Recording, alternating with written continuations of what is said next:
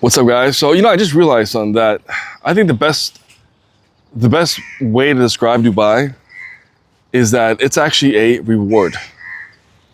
And what do I mean by that? I mean, like, if you think about it, you have all these rich people, wealthy people, people with money. They're all flocking here to live here in Dubai. And they realize that when they come here, number one is because of safety. They can flex their cars, they can flex their mansions, they can flex their jewelry, and they're 100% safe. It's kind of like displaying your success. Like, all these years you worked hard, and now you can actually come here and flaunt it all off. And there's, everyone's doing that. So, you can call it pretentious, but I wouldn't. I would just say that people are just very happy that they came a long way. They made it in life. Now they're here. They can actually kind of display. They can actually flex. They can actually feel good about themselves. Because I'll tell you what, back home, you can't do that. It's very. I mean, if you want to drive your Lamborghini, if you want to go out with your, your $40,000-$50,000 Rolex, and so a lot of parts in the States and in the UK and other parts, you can't do that.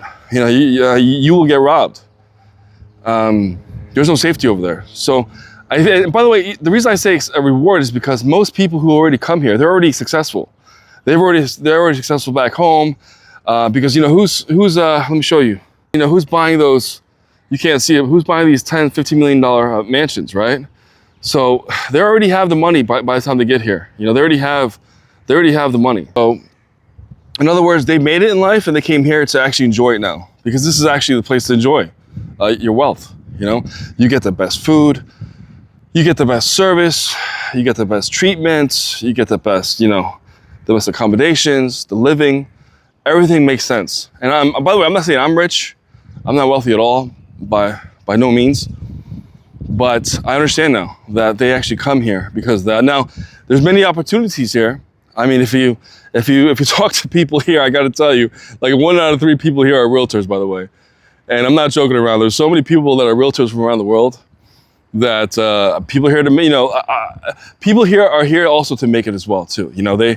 They see that there's a lot of opportunities here. So, but I would suggest this: if you are in the hospitality services, if you're in the labor services and you're from a different country, like more of a modern country like the US, I don't see you making it here because labor is so cheap here. You can't compete with someone who does twice as better job as you in waiting, in the waiting service, or in the cleaning service, and they get paid a fraction of what you usually get paid in the States. So if you're jobs like that, like where waiters, dry cleaners, I mean any type of labor job or service job, and you're from the States or you're from the West, you won't cut it here because you just can't compete, But if you are an entrepreneur and you like to take risks, I would definitely say Dubai is the way to go,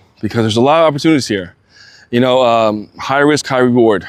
They're building every day here, from real estate to infrastructures. I heard that just recently that they're building a huge AI data center here as well. So AI is coming here soon too, which is great. But yeah, so back to what I was saying. It's really a reward for the rich, this place. So because, most people who come here, they already got money. They got money, man. They got a lot of money, by the way. And in a way, it's like you see people flexing with like $200,000 watches, Lamborghinis, Bentleys. And by the way, I got to tell you, after a week, and if you're like a car enthusiast, after a week, you kind of get, it kind of becomes redundant to see so many luxury cars here, especially at the valets, and you actually see that a lot, from the Lambos to the Bentleys. And it's funny because what's really big here is, if you really want a financial flex, there's this whole license plate thing. The lower number your license plate is, obviously the more prominent you are, the more money you got probably. But we just saw, my cousin just saw the license plate number 1 just last week at the mall. So this guy who was driving a Bentley, he had the license plate number 1. And from my understanding, all the number ones are all owned by the royalty, or only by the rulers' families and staff. But that's actually cool to see that, because I know there's people here. One time we're buying license plates with low numbers in the millions. So think about that. It's kind of crazy if you think about it, but hey, it's all about financial flex here. And by the way, when I say financial flex, if you got money, like, you know, if you got a few million, you ain't gonna, you're not a financial, you're just a regular person here, you know?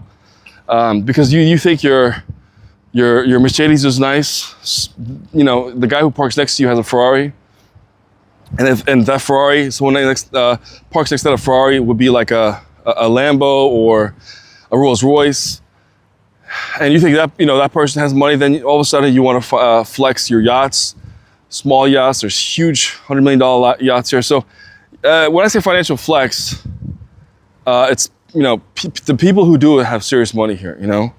But if you got a few million here and there, you're not really flexing nothing, to be honest with you. Not here. It's like just a regular person here. But anyhow, I hope you guys have a great day. We'll talk soon. Peace.